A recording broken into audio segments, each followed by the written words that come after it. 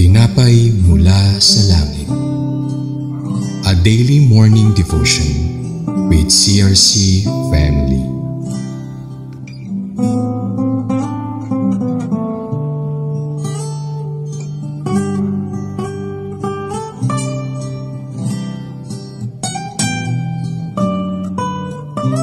Isang mapagpalang araw po sa lahat mga kapatid. Sa umagang ito ay muli na naman tayo mabibiyayaan ng panibagong kaalaman mula sa salita ng Diyos na siyang ating magiging gabay sa araw-araw nating pamumuhay. Pero bago tayo magpatuloy, tayong lahat ay manalangin. Pataas-taas ang Diyos, salamat po sa pagkakataong ibinigay mo sa iyong lingkod upang muli mong magamit na maging daluyan ng iyong salita sa umagang ito. Basbasan mo po ang lahat ng nakikinig ng kaunawaan upang manatili sa kanilang mga puso ang iyong salita. Itago mo po ako sa iyong likuran upang pawang salita mo lamang ang siyang aking sasambitin. Pakalinisin mo po ang aming mga puso upang lubos naming maunawaan at maitanim ito sa aming puso ang iyong salita sa araw na ito. Pangunahan mo po kami sa lahat ng oras. Ito po ang aming dalangin sa butihing mong pangalan, Panginoong Jesus. Amen at amen. Sa araw po na ito, tayo ay babasa sa aklat ng Levitico, Kabanata 26, talata 23 hanggang 26. Sabi dito, kung sa kabila nito'y magmamatigas pa rin kayo at patuloy na susuway sa akin, 7 ibayo pa ang parusang igagawad ko sa inyo dahil sa inyong kasalanan. Ipapasalakay ko kayo sa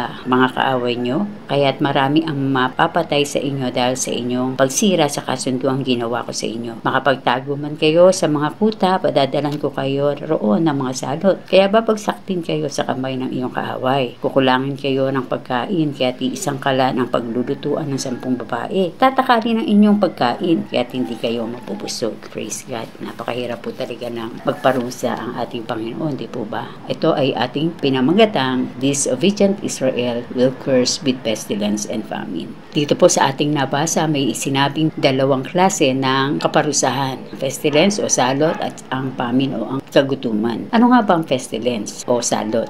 Ito ay ilang mga sakit na malala na nagiging sanhi ng kamatayan ng tao, halaman o ng mga hayop. Katulad na lang sa pandemya na maraming namatay at nakirap. Sa ngalan ng pananampalataya, itinuturing ito bilang isang kalamidad na inaakalang dulot ng galit ng kalangitan o ng Diyos. Halimbawa, ang pananalakay ng mga maraming kulisap tulad ng tipaklong noong panahon ni Moises at tulad rin ng COVID na ating naranasan, di po ba? At ang famine naman o tagutom, ito ay yung malawakang ng pangangailangan ng pagkain. Ito ay ginagamit ng Diyos bilang parusa o pagbabasto sa mga hindi sumusunod at di nakikinig sa utos o kalooban niya. Ang dalawang parusang ito ay ilan lamang sa mga parusang ibibigay ng Diyos sa mga matigas ang ulo. Sabi nga sa talata 23, di ba? Kung patuloy tayong susuway at magmamatigas, 7 ibayo pang parusa igagawad. Dahil meron pang 7 dun sa previous verses, ang hindi pakikinig ay magkakaroon ng 7 ibayo yung parusa. So, 14 no, sa pagsunod lamang at saka sa pakikinig. Ang dami, di ba? Kaya nga mga kapatid, tayo ay muling pinaalalahanan na makinig sa kanyang kalooban at sundin ito. At ang ating pagsunod ay may kalakip na biyaya. Sabi nga si Jeremiah 5:3,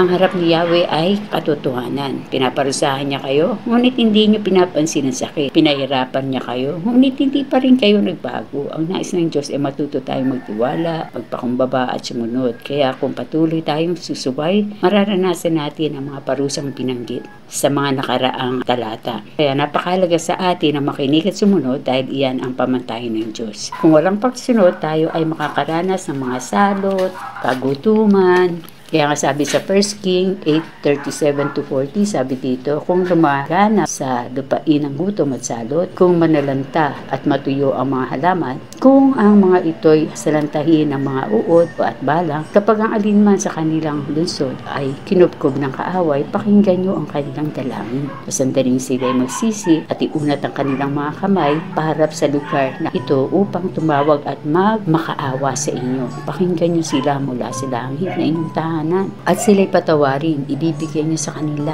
ang nararapat sa kanilang gawa sapagkat kayo lamang ang nakakaalam kung ano ang nais ng puso ng tao.